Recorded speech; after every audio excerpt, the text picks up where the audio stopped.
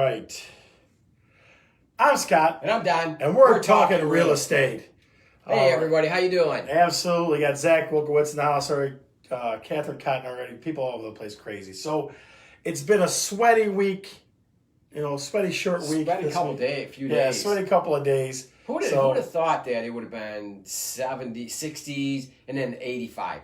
Don, I did a video in earlier May. It was snowflakes. Yeah. Isn't it In something? May. Yeah. It was snowflakes. That's Michigan. But hey, not complaining. Yeah, so give us a rundown of what the show's going to be about today. All right, so today we got, of course, our weekly our weekly update. Yep. Then we're going to go to how to create a backyard oasis. Okay. City spotlight. I'm not telling anybody what it is. We're not telling anybody what it is. Not till we get there. You got to stick Wait around. till we get there, yep. We're going to keep you in suspense. That's right. Fan of the show.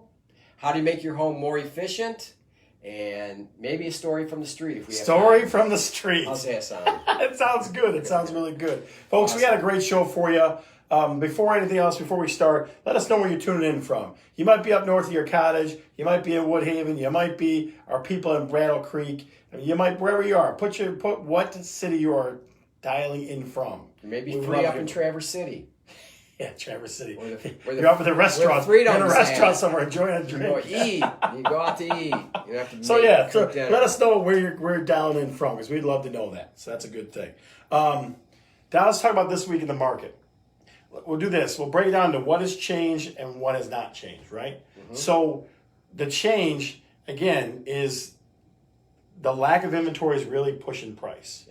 It's really pushing price. So really, nothing's changed. No. I mean, it almost feels like it's getting worse, doesn't it? It does. It feels like inventory is getting worse in this market. So what's selling fast. So still the supply is low, demand is high, and so I gotta give you an example. I went to a guy's duplex in Dearborn today. He was the only house we put out there. He would be the only house within a half mile. Yeah, so. Awesome. That's awesome. So I just listed a house today and already 4 showings. Just got another one just before we went on the air. So yeah. So Don, I want to share this with you just because people tell us where they're dialing in from. My good friend Jim Dalmich, you know where he's dialing in from? Japan. The couch. He's on the couch. That's what he said. I'm dialing in from the couch. I like that. So guys, let us know what cities you're dialing in from. Where's that couch area? Where's that general vicinity? That couch area? It's Dearborn Heights. Dearborn Heights. Yeah, absolutely. All right. So we're still talking about the market this week in the market.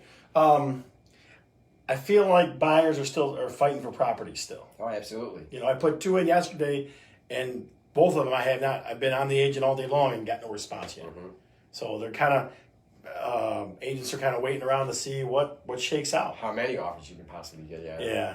And I know I tell people all the time that's kind of what you want. I mean, you want, but sellers do. On the buyer side, it makes it a little tougher. So, folks, still, again, the economy. If we're talking the real estate economy, it's doing well. Yeah. It really is doing well. I know folks are still apprehensive. I know there's lots of factors out there that are kind of doom and gloom. We're not going to give you that. We're going to tell you the truth about real estate.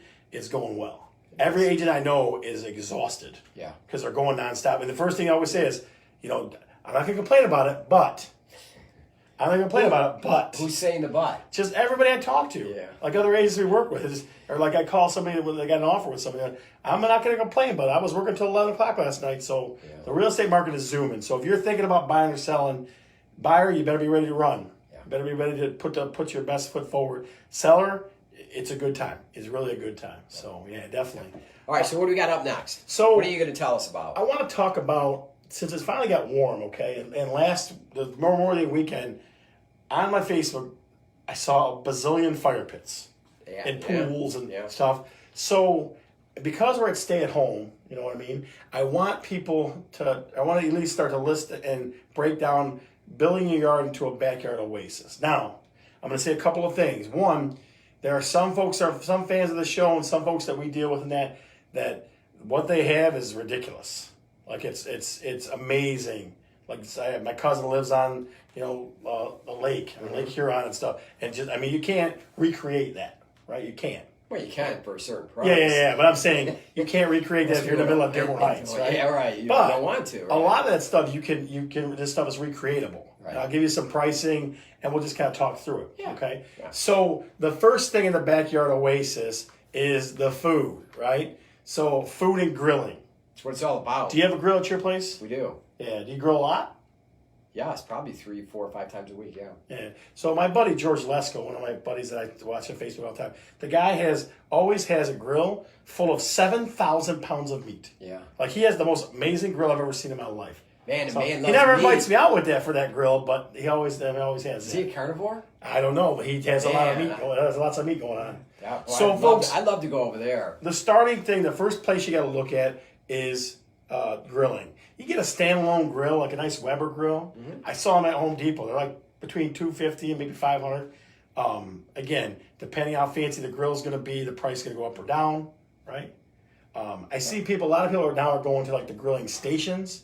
Like it's a grill and it's a table. Like if the grill's built into the table or it's some kind of cooktop deal, right? Those start getting real expensive. Like I saw $2,500, $3,000, $4,000, $5,000. Yeah. Oh, you can find the countertop, a refrigerator, a dishwasher. Dishwasher, yeah. It's a smaller one, but still, you know, you get the utensils and stuff. Oh, at that point, you're talking about an outdoor kitchen, right? It becomes an outdoor kitchen. Outdoor living area. Yeah, outdoor kitchen. You're using it just not for that, but you're hanging out there majority time of the year. Yeah. So number 2 is drink availability, right? So there's lots of levels of drink availability. If you want to just get a couple coolers, throw some ice in them, and yank them out, you get a cheap igloo cooler for $20, 20, 30, $40, right? Roll those out. You could do a Yeti, a fancy cooler, right? A couple $250, $500, somewhere in there, right? So that's just getting a cooler out. I've seen drink stations, right, where the cooler's here or the cooling thing is here, and you got the different stuff you can mix it with it, the glasses and everything else, all set out. That's some people go to that, right? I see those for the cheap versions like $200. So you get a drink station. I saw a cool table at a house. Where was it at? I think it was in South Lyon, I think. I saw a cool table. What's that called? Rattan, right? It was a rattan table, and it had a cooler underneath it. So it was like the table and the cooler mixed together. They were like $60. I checked them out. That's pretty cool, you know? Yeah. That's not a bad thing. What about a Frigidaire?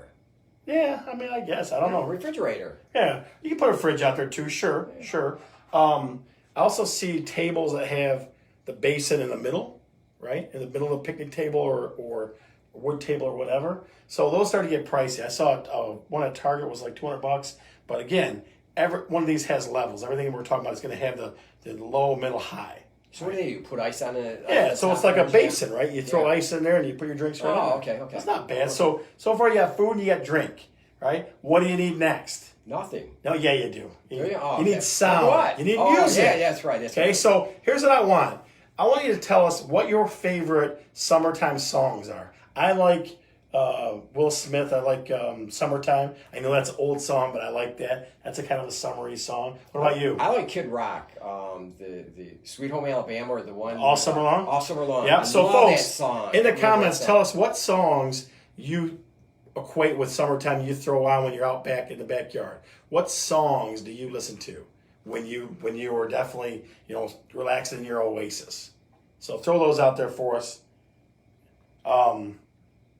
Jim Damage pointed out a mini fridge, $100. Yeah, that's not a bad. Right. That's not a bad move. Right. Thanks, Jim. I appreciate that. So a couple things I found that were interesting for sound. Right, I found an 8-pack of rock speakers, like decorative rock speakers, like $300. Right, you can get little boom speakers. Those are cheap. I get 2 or 3 of those in the house that I set up on shelving and stuff like that. All that stuff's Bluetooth. It makes it so much easier than wiring stuff in, right? Absolutely, yeah. Bluetooth makes things so easy. Yes. Yeah, it definitely does. Cool thing, if you had a pool, NUWA, N-U-W-A, has a really well-built pool speaker. $30. Really? Yeah, it goes underwater. It's Bluetooth from whatever your phone or whatever. Is it underwater? It could go. It can go under. It's waterproof. Waterproof, okay. Yeah. So it kind of floats around. Yeah. $30. Oh, that's interesting. I never even heard of that. Yeah. It's pretty easy stuff. Interesting songs that folks threw out. Steve Helsel said, "Sitting on the Dock of the Bay." That's a good tune. What other tunes, guys? What other tunes do you listen to in the summertime that kind of relax you when you're out back or you're just kind of relaxing at the old cottage? Let us know. Number 4, lights. Now, strung Edison bulbs. Those are pretty cool. 30 feet of them. Yeah. $30, $35. Well, that's pretty good. Yeah, not bad. And so pretty cool. I mean, those kind of lights, LED lights, things like that, probably a little more. Maybe I would say tiki torches. I don't know if people do those anymore. I'm not real sure. I think there's something about those things. I don't know what. But. I don't know. So tiki torches. If people still do those, you get a 4-pack of those for $35. If that's what you're into, those things, you know. So, I mean, that's your lighting. So now you got food, drink, sound, lighting. Last one, and one that you see the most, fire pit. Tons and tons and tons and tons of people have fire pits. Every buyer that I know that goes into a yard is looking for a fire pit, which is weird. Like that's an interesting thing to look for in a home, right? What a permanent. Yeah, either a permanent or a place to put the fire. Yeah. One of the two. Yeah. Either a place to have the fire pit or a place that there is a fire pit. Yeah. So let me ask this question out to the audience. Tell us, what kind of fire pit do you have? Do you have a metal one? Do you have like a fire table? Like a table? Or do you have a one with a stone pit? Which one of those do you have? I'm telling you, on Facebook this weekend, I saw a bazillion fire pits. Yeah. Pictures. We should call it pictures of the fire pit and make a bunch of money on art. Huh. So, again, tell us what kind of fire pit that you have. Do you have the metal ones, the movable metal ones? Do you have a fire table? Some folks have a higher end fire table, and some folks have the stone permanents. Yeah, permanent ones, yeah. Only way I worry about those is cutting the grass. Like if a lawn service is coming in, they got to go around it. You know, just weed whack around it. Yeah, no, it's still. If it's they're usually in an open space, right? Yeah. So, interesting. We got a fire pit. We never had one until recently. Yeah. My wife wanted to buy one. So we bought one, and it's steel, probably about 80 pounds, 75, 80 pounds. It's a heavy one, yeah. It's really, and she wants to put it out in the yard. You can move it so you can put it on, we have a patio so you can be there or out in the yard. So if it goes out in the yard, I'm going to have that same situation where you have to weed whack around and stuff. And it's not a big deal. I don't think it's that big of an issue, but it's going to be more permanent in another area. So, but it was a lot of fun to be out there hanging, having a fire. Though the fire wasn't very good. Why? What do you mean? I think I just couldn't get it going. It wasn't going very well. And was it what? Yeah, what you wood there? Yeah, and I don't know if it was wet or what. So for me, tips. If you got any tips for me, yeah, folks, if you have any tips on how to get a fire pit going, I would not use gasoline or anything like that. So I don't know if that's a secret or what. If that is, let me know. But I won't use it. The king fire starters at my house are my nephew Ben and my son. When they handle all the fire putting, they handle all that business. Yeah, I tell them go out there and get it started. Now, I was dumb. I looked more decorative when I got my last fire pit. It's like a potbelly stove deal. That's the dumbest thing you ever do. Why? Because you got to stuff stuff down into it. It's not open where you can't just set wood in there and stuff like that. You got to stuff down there. It was just not a good idea. Now it's more of like a decorative piece in my yard because it has like a distressed, rusty look. You know, so it looks. Yeah. So it's kind of like artwork now. Yeah. So a couple new songs. A little Bob Marley, Three Little Birds. It's goofy people, man. All kinds of people. I'm telling you, crazy good stuff. So thanks for sharing them. Yeah, 3 bonus ones I want to throw at you, and we'll get your opinions too. Pool or not pool? That's the first question. I know people down that love pools, that love the pool. I got a couple that's listed right now with me that they have a solar pool deal that they use and stuff. And some people hate the damn pool. They bitch about the pool, and it's going to be too much work, and it's all. I don't know. Where do you stand on a pool? Well, I grew up with a pool, and my 2 brothers and I, and my neighbors, we used to have these things called roller derby in the pool. It was a round pool, so we would get in there, and it'd be like a whirlpool. Whirlpool. Yeah, we used to do that too. Checking each other and pushing each other.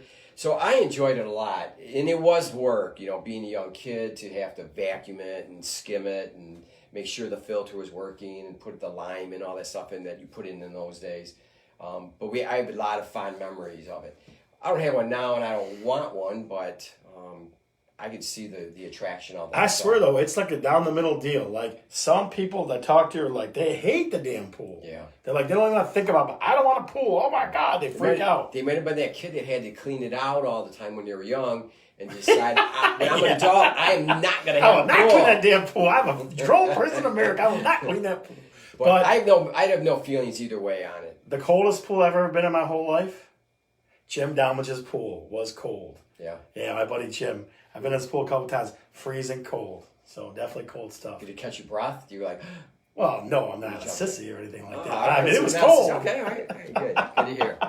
All right, so pools. My sister, of course, Julie Long, coming in with, it's too much work. See, I told you.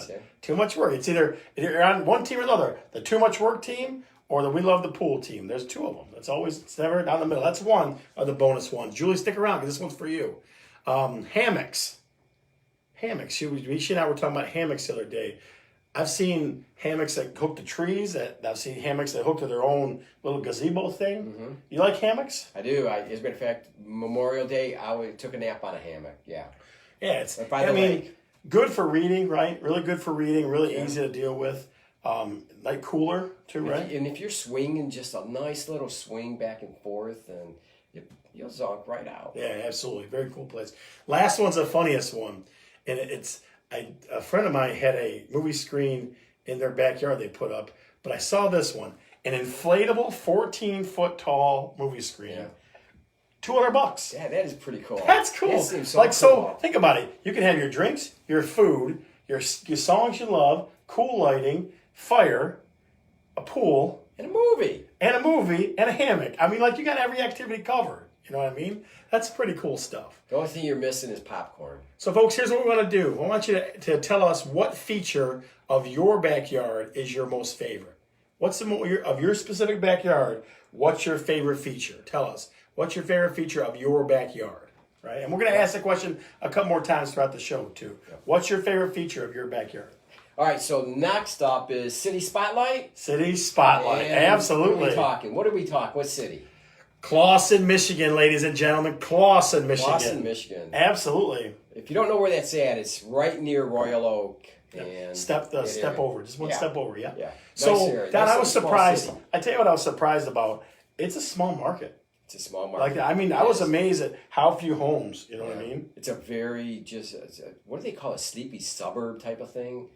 Sleepy suburb. Yeah, sleepy suburb. Sure. Yeah, very small. A bedroom community, right? They call it bedroom community. That's it. Yeah. So very small and on the market currently active homes. Well, let's do this first. So remember, folks, active homes are currently for sale. Pendings are homes that are under contract, and then solds are homes that have already been closed. So active, pending, sold. So go ahead. Sorry. Sold in the last 30 days. Yeah. So active, currently there are 11 homes active, 6 condominiums currently on the market available for purchase.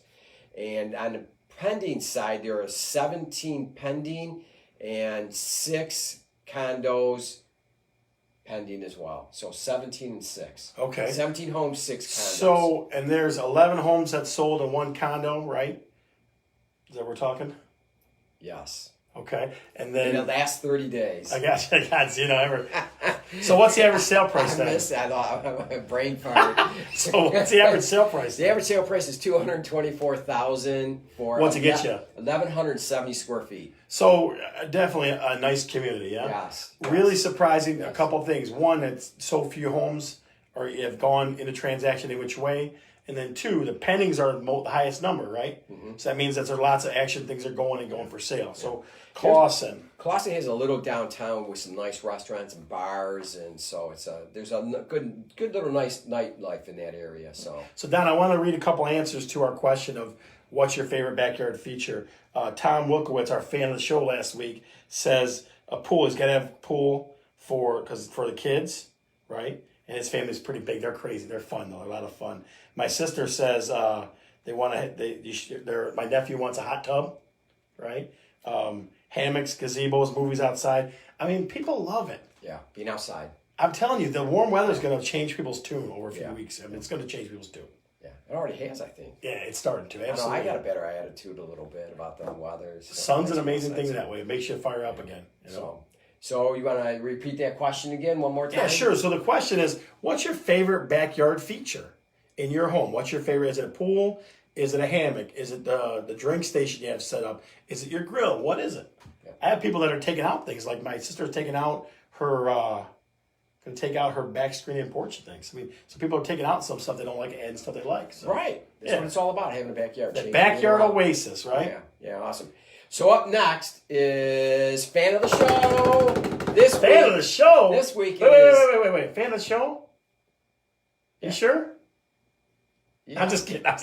Oh, fan of the show. I thought I was missing something there. No. Fan of the show. So, folks, remember, during fan of the show, here's what we need you to do. We need you to listen in and chant their first name like crazy in the comments, okay? So once you hear that person's name, I'm going to start whooping it up like a crazy person. I want you to do that in the comments, okay? So here we go. Chant it. Chant Nina Malcolm. Nina. Give me some Ninas in the comments. Nina. Nina. Why is Nina a fan of the show? She is one of my old neighbors that I grew up with, so she's been around. Was she in your pool? Probably. Okay. She lived right next door to me. Okay. And yeah, good from a good family, and she always shares my videos and some of my posts, and is always there. So Nina, thank you very much for being there, and this beer's for you. One more time. In the backyard. Nina. Give me some Ninas in the comments, folks. Nina. All right. Abby Lauer, Nina. Thank you. She's going to appreciate that. So, other topic we want to talk about today, it's going to get a little more serious now, or at least Don's going to get more serious, because I can't. I don't know if I can. I'm really You're going to drink it today or what? No, I just not those too serious. So, he's going to talk about ways to make your home more efficient.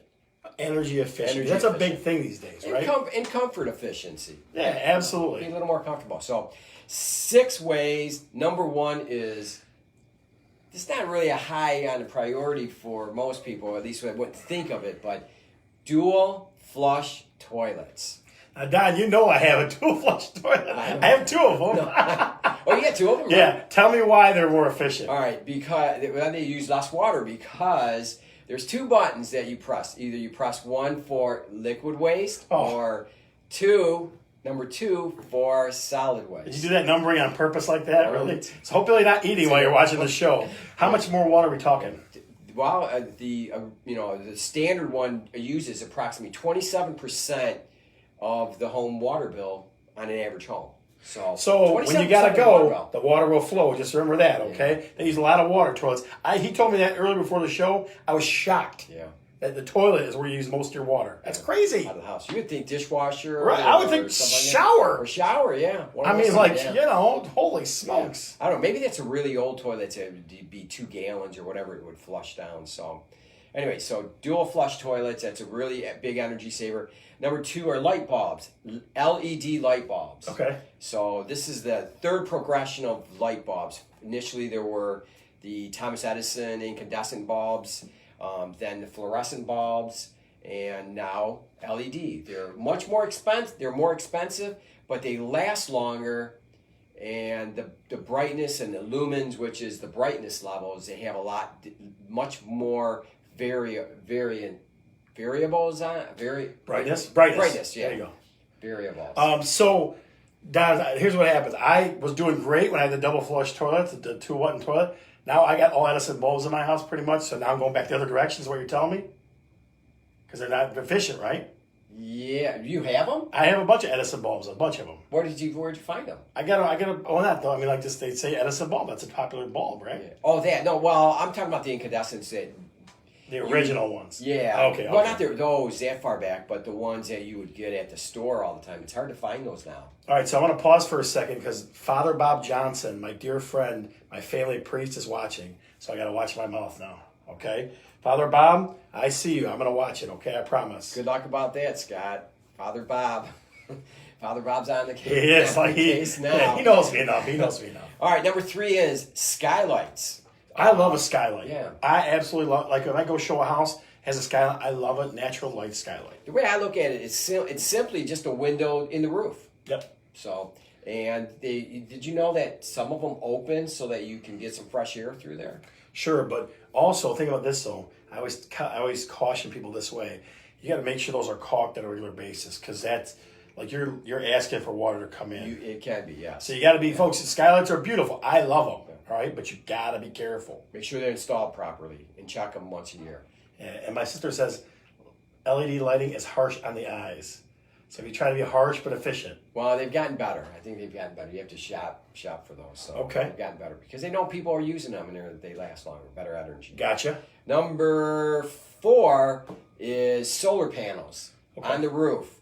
A great way to save energy, and if there's enough sun, you can even sell energy back to DTE. So I was sitting with a friend one time, and we were having a meal. It was actually a friend of a friend, my friend Janelle Essinger, one of her friends. They had solar panels in their house. They put them in, and the guy goes, I sell the energy back to DTE for like 6 months out of the year. That's cool. Yeah. I'm like, hey, DTE, how about this? And is it he's in our area? Yeah, I think I think so. Like where? I want to say Michigan. I'm definitely in Michigan. Yeah. I have a brother-in-law, sister-in-law that live out in California, and they live in Sacramento, and they have solar That's sun energy. all the time. Yeah. There's a lot of sun there. Yeah. I just like sticking it to DTE. That's all. They do the same thing out there where they sell it back to the. Hopefully, Jeremy Morandini is not watching because that's who he works for. So I meant no disrespect to you, sir, but you gotta stick it to the man when you can. Take advantage. Absolutely. Number 5 is wind turbine.